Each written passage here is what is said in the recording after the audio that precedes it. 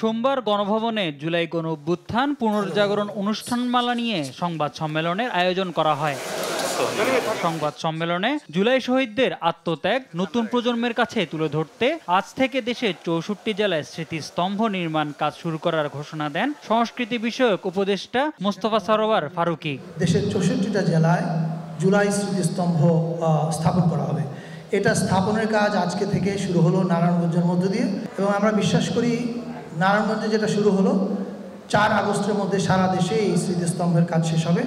জুলাইয়ে নারী যোদ্ধাদের পূর্ণাঙ্গ তালিকা তৈরির কাজ হাতে নেওয়া হয়েছে উল্লেখ করে সমাজ কল্যাণ ও মহিলা ও শিশু বিষয়ক মন্ত্রণালয়ের উপদেষ্টা শারমিন এস মুর্শিদ বলেন, জুলাই কন্যা নামে একটি বিশেষ কর্মসূচির আওতায় নারীদের ক্ষমতায়নে কাজ করবে মন্ত্রণালয়। আমাদের যে নারী যোদ্ধারা আছে তাদের একটা পূর্ণাঙ্গ চিত্র এবং পূর্ণাঙ্গ তালিকা করার গবেষণার কাজটা আমার মন্ত্রণালয় হাতে নিয়েছে, এবং সেটার মধ্য দিয়ে আমরা আশা করছি প্রত্যেকটি নারী চরিত্র, নারী যোদ্ধাকে আমরা খুঁজে পাব। জুলাই গণ অভ্যুত্থানের স্মরণে দেশ জুড়ে আরও একাধিক কর্মসূচি হাতে নিয়েছে সরকার।